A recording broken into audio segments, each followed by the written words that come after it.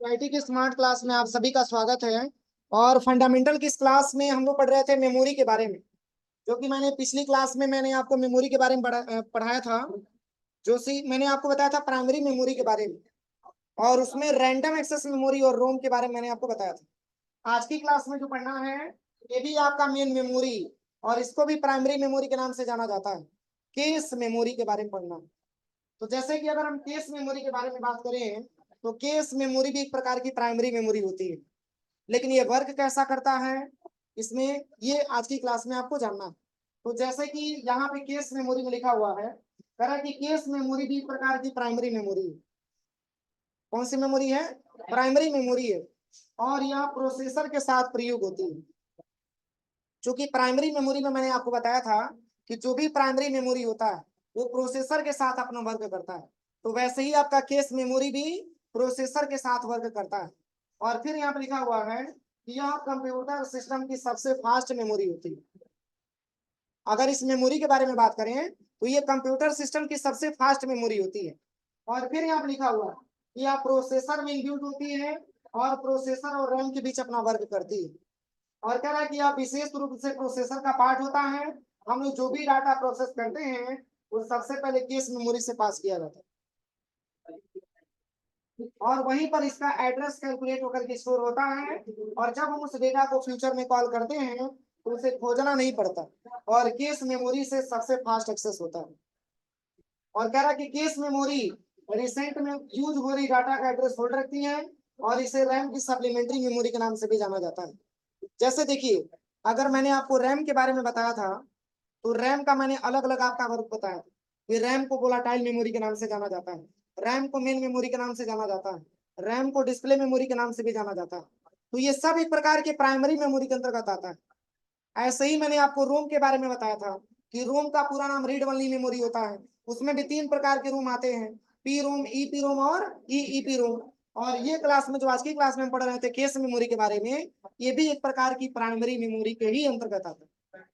और इसकी गति फास्ट होती है, इसकी कार्य करने की कैपेसिटी क्या होती है? ज्यादा होती है। ये बहुत ही तेज गति से अपनी डेटा को अपने सामने लेकर के आने का काम करता है केस मेमोरी। और ये कंप्यूटर सिस्टम की सबसे फास्ट मेमोरी होती है। और कह रहा है कि यह प्रोसेसर में पहले से इनबिल्ट होती है। और कह रहा है कि जो प्रोसेसर और रैम के बीच अपना वर्क करती है, प्रोसेसर और रैम के बीच वर्क कौन करता है? केस मेमोरी काम करता है। और फिर यहाँ पे लिखा हुआ है यह विशेष रूप से प्रोसेसर का एक पार्ट होता है। किसका पार्ट होता है? प्रोसेसर का एक पार्ट होता है। और कह रहा है कि हम लोग जो भी डाटा प्रोसेस करते हैं वो सबसे पहले केस मेमोरी से पास किया जाता है। और कह रहा है कि वहीं पर इसका एड्रेस कैलकुलेट होकर के स्टोर होता है।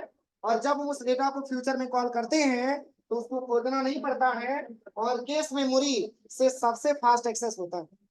मतलब जैसे कि मान के चलिए, आप अपनी डेटा अपनी कंप्यूटर पे आप सेव करके चले गए। फिर मान के चलिए कि कल की डेट में आप उस डेटा को अगर आप ओपन करना चाहते हैं, उस केस में आपका केस मेमोरी बहुत ही फास्ट मतलब अपना जो है डेटा लाने का काम करता है। और यहाँ पे लिखा भी है कि केस मेमोरी रिसेंट में यूज हो रही डेटा का एड्रेस को होल्ड रखती है, और इसे रैम की सप्लीमेंट्री मेमोरी भी कहा जाता है। जो रिसेंट में वर्क हो रहा होता है उसको कुछ समय के लिए होल्ड पे रख देता है, और केस मेमोरी से सबसे फास्ट हम डेटा को एक्सेस कर पाते हैं। और यहाँ पे लिखा भी इसे रैम की सप्लीमेंट्री मेमोरी भी कहा जाता है, क्योंकि प्रोसेसर सबसे पहले डेटा किसमें सर्च करता है? केस मेमोरी में सर्च करता है। अब देखिए, केस मेमोरी भी प्राइमरी मेमोरी है और रैंडम एक्सेस मेमोरी भी प्राइमरी मेमोरी है। लेकिन प्रोसेसर और रैम के बीच में वर्क कौन करता है? केस मेमोरी करता है। और जब भी उस कंप्यूटर में अपने डेटा को हम फ्यूचर में कॉल करते हैं, उस डेटा को मतलब खोजते हैं, तो उस केस में केस मेमोरी जो सबसे फास्ट एक्सेस कराने का काम करता है। और यहाँ पे क्या मिला है कि प्रोसेसर जो डेटा अपना सर्च करता है वो सबसे पहले केस मेमोरी में ही सर्च करता है। और कह रहा है कि और यदि डेटा नहीं मिलता है तो रैंडम एक्सेस मेमोरी में सर्च करता है। और इसे सीपीयू मेमोरी भी कहते हैं, क्योंकि यह प्रोसेसर का ही एक पार्ट होता है। अब देखिए, चूंकि सीपीयू मेमोरी क्यों बोल सकते हैं? क्योंकि प्रोसेसर का एक हिस्सा, प्रोसेसर का एक पार्ट है। और प्रोसेसर कहाँ पाया जाता है? तो सीपीयू के अंदर मदरबोर्ड में प्रोसेसर पाया जाता है। इसलिए हम इसको सीपीयू का पार्ट भी बोल सकते हैं। तो जैसे देखिए, यहाँ पे क्या बताया जा रहा है? प्रोसेसर सबसे पहले डेटा किससे मांगेगा? केस मेमोरी से। अगर केस मेमोरी से तो मिल जाता है तो मिल जाता है, अगर केस मेमोरी से नहीं मिल पाएगा तब ये डेटा किससे सर्च करेगा, रैम से सर्च करेगा। और वही यहाँ पे दिया भी गया, देखिए ये स्ट्रक्चर में क्या बताया जा रहा है।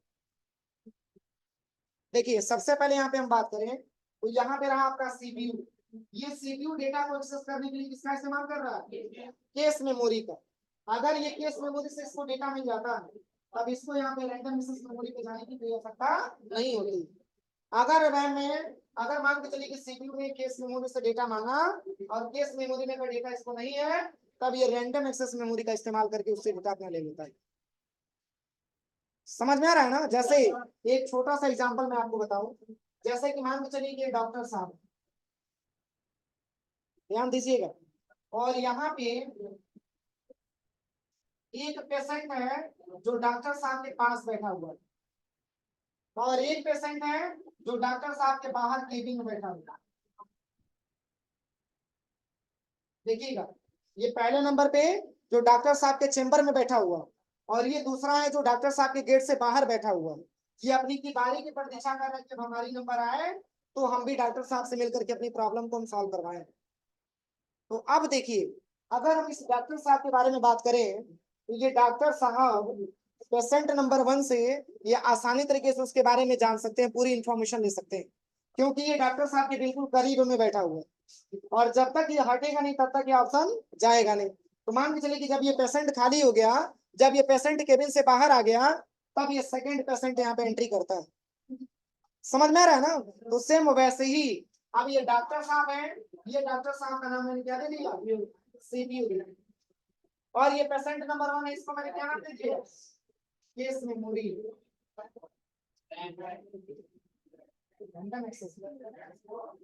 समझ में आया। क्योंकि सीपीयू सबसे पहले डेटा किससे मांगेगा, केस से। अगर केस में नहीं मिलता है तो किससे लेगा, से लेगा। समझ में आया। ये स्ट्रक्चर हमारा होता है, वही इसमें बताया गया है। सीपीयू सबसे पहले डेटा मांगता है केस मेमोरी से, अगर केस मेमोरी में डेटा नहीं मिलता है तो रैंडम एक्सेस मेमोरी से। अब चलिए अगला जो मेमोरी आपका आता है वो है आपका वर्चुअल मेमोरी। कौन सा मेमोरी, वर्चुअल मेमोरी। तो वर्चुअल मेमोरी के बारे में क्या दिया हुआ है, देखिए यहाँ पे कह रहा है कि यहाँ एक्चुअल में कोई स्पेशल मेमोरी नहीं है।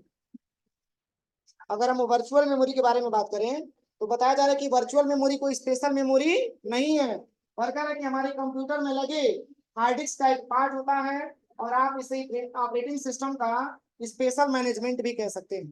कह रहा है कि जब सिस्टम पर वर्किंग होती है तो कभी कभी रैम का स्पेस कम हो जाता है, और कह रहा है कि तो हमें एक्स्ट्रा मेमोरी की जरूरत होती है, और ऐसे केस में ऑपरेटिंग सिस्टम इस प्रॉब्लम को सॉल्व करने के लिए एचडीडी का कुछ पार्ट रैम के साथ उपलब्ध कर देता है, जिसे किस नाम से जाना जाता है, वर्चुअल मेमोरी के नाम से जाना जाता है। मतलब अगर एक्चुअल में अगर देखा जाए तो वर्चुअल मेमोरी कोई स्पेशल मेमोरी नहीं है। इसकी रिक्वायरमेंट तब आती है जब रैंडम एक्सेस मेमोरी का स्पेस भर जाता है, तब हमारा डेटा लॉस ना हो। डेटा को लॉस होने से बचाने के लिए वर्चुअल मेमोरी का इस्तेमाल हम करते हैं। और वर्चुअल मेमोरी है क्या, तो एचडीडी का एक पार्ट है, हार्ड डिस्क का एक पार्ट है, जो रिजर्व होता है किसके लिए, रैंडम एक्सेस मेमोरी के लिए।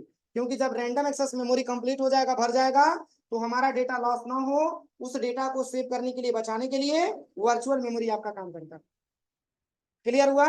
अब चलिए इसके बाद से यहाँ पे स्ट्रक्चर आपका दिया हुआ देखिए,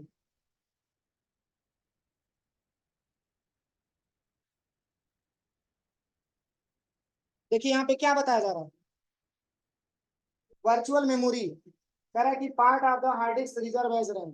एक प्रकार का पार्ट होता है किसका, हार्ड डिस्क का। रिजर्व किसमें, किसके लिए होता है, रैम के लिए होता है। यहाँ पे बताया जा रहा है कि part of the hard disc एक प्रकार का हार्ड डिस्क का पार्ट होता है, और रिजर्व एज रैम, रैम के लिए क्या होता है, रिजर्व होता है। फिर यहाँ पे लिखा हुआ है कि when RAM modules become full the CPU access the hard disk to store and retrieve data. यानी कि जब सीपीयू में स्थान भर जाता है तो डेटा को लॉस होने से बचाने के लिए वर्चुअल मेमोरी आपका काम करता है। क्लियर हुआ। और यहाँ पे लिखा हुआ है स्लोअर देन रैम, रैम से क्या होता है, स्लो होता है। यहाँ तक किसी को कोई प्रॉब्लम। तो अभी तक हम लोगों ने केवल और केवल मेमोरी के बारे में जाना, वो भी प्राइमरी मेमोरी। यहाँ तक हमने केवल प्राइमरी मेमोरी बताया, जिसमें अभी तक हम डेटा स्टोर कर पा रहे थे अस्थायी की अस्थायी, अस्थायी की अस्थायी। अस्थाई की अस्थाई?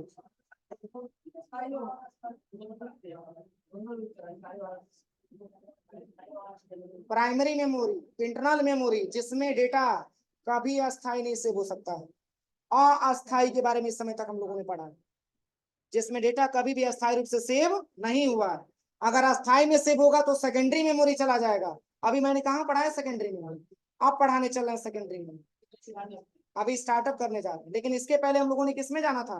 प्राइमरी मेमोरी के बारे में जाना था, जिसमें डेटा टेम्पोररी मोड में स्टोर होता था, परमानेंटली मोड में स्टोर नहीं होता था। अब हमारे पास जो अगला ऑप्शन आने वाला है, अब हमारे पास सेकेंडरी मेमोरी का ऑप्शन आएगा, जिसको किस नाम से जाना जाता है? एक्सटर्नल मेमोरी के नाम से भी जाना जाता है, जो डेटा को परमानेंट नेचर में स्टोर करने का काम करता है। देखिए यहाँ पे लिखा भी है, यह मेमोरी सिस्टम में परमानेंट स्टोरेज रखती है, और इन्हें आप स्टोरेज भी कह सकते हैं। कह रहा है कि यह डाटा को परमानेंट नेचर में स्टोर करती है। अब जैसे कि परमानेंट के बारे में बात करें, तो परमानेंट का मतलब होता है अस्थाई, यानी कि वो डेटा जब तक आप डिलीट नहीं करेंगे तब तक वो डेटा आपका लॉस नहीं होगा, वो परमानेंट नेचर में स्टोर करता है। और यहाँ पे लिखा भी है, इन्हें सहायक मेमोरी भी कहा जाता है। यह मेमोरी प्रोसेसर से डायरेक्ट कनेक्ट नहीं होती है, ये मेमोरी प्राइमरी मेमोरी से कनेक्ट होती है। क्योंकि प्राइमरी मेमोरी को ही रैंडम एक्सेस मेमोरी बोला जाता है, और रैम को डिस्प्ले मेमोरी भी बोला जाता है। अगर सेकेंडरी मेमोरी का भी डेटा है तो देखेंगे किस पे? रैम पे ही तो देखेंगे, तो रैम को प्राइमरी मेमोरी बोल सकते हैं। तो इसीलिए ये सेकेंडरी मेमोरी कनेक्ट होती है किससे? प्राइमरी मेमोरी से कनेक्ट होती है। क्योंकि प्राइमरी मेमोरी डिस्प्ले दिखाने का काम करता है, इसलिए हम उसको डिस्प्ले मेमोरी के नाम से भी जानते हैं। और ये हमारा सेकेंडरी मेमोरी है। देखिए जैसे हार्ड डिस्क हो गया, एफडीडी हो गया, सीडी हो गया, डीवीडी हो गया, एसडी कार्ड हो गया, पेन ड्राइव हो गया, और एसएसडी भी आता है। ये सब एक प्रकार के सेकेंडरी मेमोरी होते हैं, जिसका प्रयोग हम डेटा को परमानेंट नेचर में स्टोर करने के लिए करते हैं। जब तक हम डिलीट नहीं करेंगे या जब तक हमारा सिस्टम फॉर्मेट नहीं होगा, तब तक हमारा डेटा लॉस नहीं हो सकता है। तो जैसे कि यहाँ पे आता है आपका हार्ड डिस्क। सबसे पहले एचडीडी के बारे में बात करें, इसका पूरा नाम होता है हार्ड डिस्क ड्राइव। और देखिए यहाँ पे क्या लिखा हुआ, यह कंप्यूटर सिस्टम का मेन सेकेंडरी स्टोरेज डिवाइस है। मतलब सबसे मेन अगर देखा जाए तो वो आपका क्या होता है? हार्ड डिस्क होता है। और यहाँ पे बताया जा रहा है कि यह एक नॉन वोलेटाइल मेमोरी है। रोम में क्या बताया था हमने? रोम को भी नॉन वोलेटाइल बोला गया था, क्यों? हाँ हाँ, उसमें रखा हुआ डेटा हम उसको ना तो डिलीट कर सकते हैं, ना तो कोई इसमें एडिटिंग कर सकते हैं। इसके लिए रोम को नॉन वोलेटाइल नाम दिया जाता है। अब देखिए इसमें भी आ गई बात, इसको भी नॉन वोलेटाइल बोला जाता है। यहाँ पे लिखा भी है, यह कंप्यूटर सिस्टम का मेन सेकेंडरी स्टोरेज डिवाइस है, और यह एक नॉन वोलेटाइल मेमोरी होती है, जिस पर डाटा अस्थायी रूप से सेव होता है। अस्थाई का मतलब परमानेंट हम बोल सकते हैं। और कह रहा है कि हार्ड डिस्क कंप्यूटर में डेटा स्टोर करने के लिए सबसे प्रचलित सेकेंडरी स्टोरेज डिवाइस है। और कह रहा है कि किसी भी कंप्यूटर में कोई और सेकेंडरी स्टोरेज हो या ना हो, एक हार्ड डिस्क जरूर लगा होता है। इस सिस्टम के बारे में बात करें, कंप्यूटर के बारे में बात करें, तो कोई भी सिस्टम में कोई और सेकेंडरी स्टोरेज डिवाइस हो या ना हो, उसमें एक हार्ड डिस्क जरूर होता है। और हार्ड डिस्क की स्टोरेज की जो कैपेसिटी होती है वो 160 जीबी का भी होता है, आपका 500 जीबी तक का भी आता है। ऐसे आपके हार्ड डिस्क आते हैं। 1 टीबी का भी हार्ड डिस्क आता है, टेराबाइट, जो सबसे ज्यादा डेटा को स्टोर करने का काम करता है। समझ में आ रहा है? चलिए, इसके बाद से जो अगला पॉइंट आपका दिया है, ये है आपका फ्लॉपी डिस्क, जिसको शॉर्ट में जानते हैं एफडीडी के नाम से। यहाँ पे क्या लिखा हुआ है, यह एक मैग्नेटिक स्टोरेज माध्यम होता है, और पहले के समय में फ्लॉपी डिस्क का प्रयोग ऑपरेटिंग सिस्टम को स्टोर करने के लिए किया जाता था। देखिए अभी इस टाइम अगर हम बात करें, तो इस टाइम एफडीडी का कोई उतना कार्य नहीं है। क्यों? क्योंकि इसकी स्टोरेज की कैपेसिटी बहुत कम होती है, और इसका प्रयोग बस केवल ऑपरेटिंग सिस्टम को स्टोर करने के लिए किया जाता था, पहले किया जाता था ऑपरेटिंग सिस्टम को स्टोर करने के लिए। अब चलिए उसके बाद से अगला जो पॉइंट हमारे पास आता है, ये है आपका सीडी। सीडी का पूरा नाम कॉम्पैक्ट डिस्क होता है। देखिए, और यहाँ पे कह रहा है कि सीडी एक ऑप्टिकल डिस्क है, जिसमें करीब 783 MB का डेटा सेव किया जा सकता है। कितना एमबी? 783। आप बताइए जीबी से बड़ा है कि छोटा है? छोटा है, बहुत छोटा है, क्योंकि 1 GB बराबर 1024 MB, 1024 MB बराबर 1 GB होता है, और ये तो मात्र 783 MB है। कह रहा है कि इसकी जो चौड़ाई होती है वो 1.2 mm तथा लंबाई 12 सेंटीमीटर की होती है। ये किसकी बात हो रही है? सीडी की बात हो रही है। सीडी की स्टोरेज की कैपेसिटी 783 MB का होता है, और इसकी चौड़ाई 1.2 mm तथा लंबाई 12 सेंटीमीटर की होती है। अब चलिए अगला जो पॉइंट आपका दिया है, ये है आपका डीबीडी, डिजिटल वर्साटाइल डिस्क होता है। और यहाँ पे क्या लिखा हुआ कि डीबीडी भी सीडी की तरह एक ऑप्टिकल डिस्क होता है, किंतु दोनों इसकी स्टोरेज की कैपेसिटी में क्या होता है? अंतर होता है। यहाँ पे कह रहा है कि इसमें 4.7 GB तक का डेटा सेव किया जा सकता है। देखिए 783 MB किसमें? सीडी में, जबकि 4.7 GB किसमें? डीबीडी में। और कह रहा है कि जो सीडी के 783 की स्टोरेज क्षमता से अधिक होता है, इसलिए डीबीडी का प्रयोग स्टोरेज इसका अधिक होता है और सीडी का स्टोरेज क्या होता है? कम होता है। लेकिन दोनों एक सेकेंडरी स्टोरेज डिवाइस में ही आते हैं। दोनों का प्रयोग हम डेटा को परमानेंट नेचर में स्टोर करने के लिए करते हैं।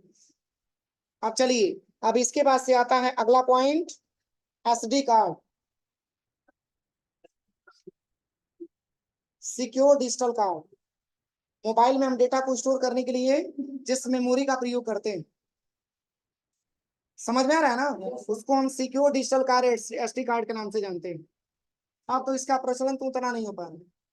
देखिए कह रहा है कि एसडी कार्ड को मेमोरी कार्ड के नाम से भी जाना जाता है, और इसका पूरा नाम सिक्योर डिजिटल कार्ड होता है, और इसका प्रयोग सभी प्रकार के मोबाइल डिवाइसों में डेटा को स्टोर करके रखने के लिए किया जाता है, और इसे कार्ड रीडर की सहायता से भी कंप्यूटर में प्रयोग किया जा सकता है। जैसे इस समय की बात करें तो इस समय में मोबाइल जो आ रहा है उसकी स्टोरेज कैपेसिटी ज्यादा मात्रा में दे रहा है, तो हमको अलग से इसकी रिक्वायरमेंट नहीं है। सोचिए अभी थोड़े से पहले समय की बात करें तो कुछ समय पहले आप याद करिए कि इसी मेमोरी का प्रयोग ज्यादा मात्रा में किया जाता है। जैसे कोई मूवी भरवाना हुआ आपका, या कोई वीडियो आपको भरवाना हुआ, या कोई MP3 आपको साउंड लेना हुआ, तो इसके लिए ज्यादा मात्रा में इस मेमोरी का प्रयोग करते थे, और इसमें कार्ड रीडर के माध्यम से अपनी कंप्यूटर में रखा हुआ डेटा हम आसानी तरीके से अपनी मेमोरी में सेव कर लेते थे। समझ में आ रहा है ना। लेकिन अभी इस टाइम अगर देखा जाए तो इसका प्रचलन बहुत ज्यादा नहीं है। अभी देखिए बहुत ही इजी हो गया, बहुत ही सस्ता हो गया। आप किसी दुकान पे चले जाइए मेमोरी कार्ड खरीदने के लिए, बहुत ही सस्ता मिल रहा है, क्योंकि इसका यूज अब है ही नहीं है।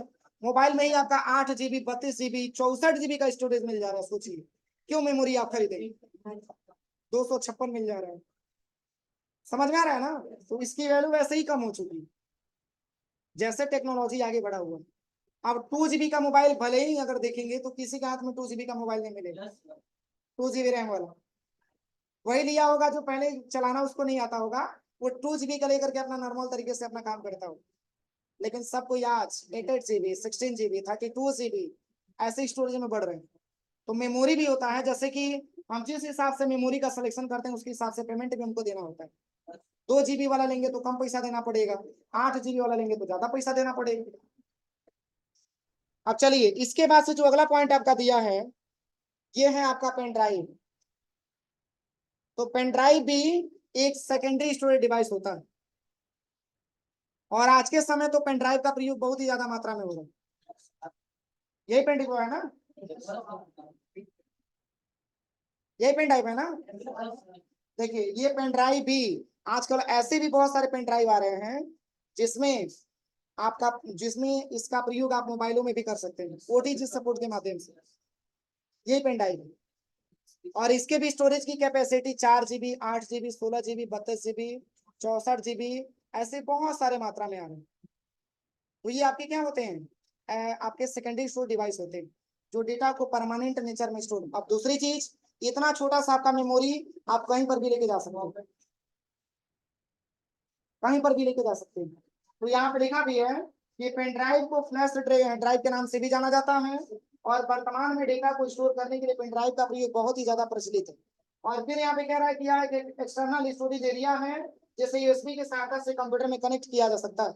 अभी यूएसबी का इस साइज यहाँ पे बना हुआ है, ये चपटे टाइप का आपका पेन ड्राइव है, जिसको हम आसानी तरीके से अपने कंप्यूटर में लगा करके और डेटा ट्रांसफर कर सकते हैं।